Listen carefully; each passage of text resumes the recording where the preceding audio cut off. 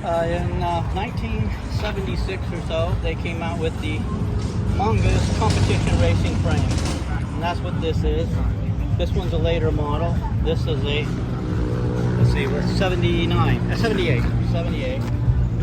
The original 76 had a gusset down here on the bottom.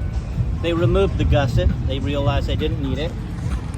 The big thing about these was the Motomag wheels, and that's what this one has, the Motomag decal on it, telling you that this one's supposed to have these Motomag wheels.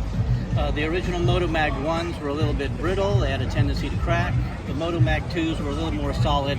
They came in aluminum and magnesium, depending upon whether you were part of the Mongoose race team. You got magnesium. The original ones on this, like this one, are aluminum. And it says Mongoose Competition Racing Frame. And that was the design for this one. The competition frame has a circular hole in the gusset on front. This one has what they call a 𝓲𝓽𝓲𝓭 style fork. Roger 𝓲𝓽𝓲𝓭 was a racer for Mongoose, and that fork was designed for him. The earlier ones had 𝓵𝓸𝓷𝓷𝓬𝓻 type forks or tanned forks. This one has the 𝓲𝓽𝓲𝓭 on it. If you had a 𝓲𝓽𝓲𝓭 model, you would have an oval gusset here, which signified that it was a better model. Pretty much the same frame, just a little extra deal. This one here is a coaster brake. You could get a free wheel for them. This one has a handbrake on it. The only thing on this one that's not factory is this double clamp. This is an aftermarket double clamp. The factory Mongoose one is a little bit wider and a little bit out of my price range. So, and of course the pedals are a newer model pedal. I'm David Felter. The club that I'm representing right now is SoCal Stingrays.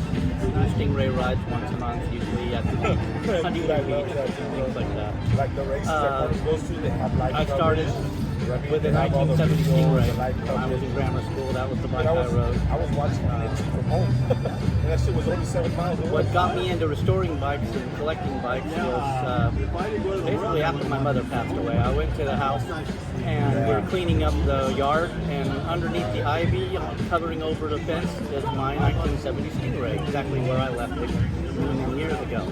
All rusty, crusty, nasty looking, but I wanted to save it. So I started researching them, and I saved it.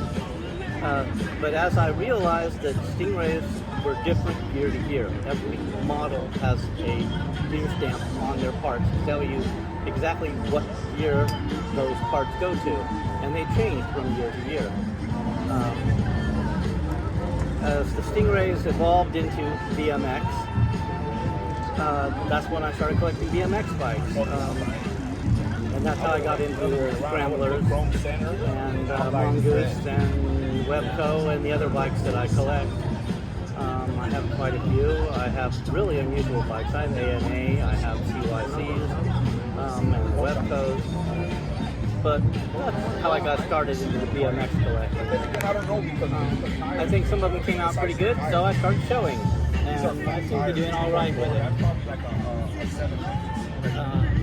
So here I am at Pedal Power, showing BMX bike. Yeah.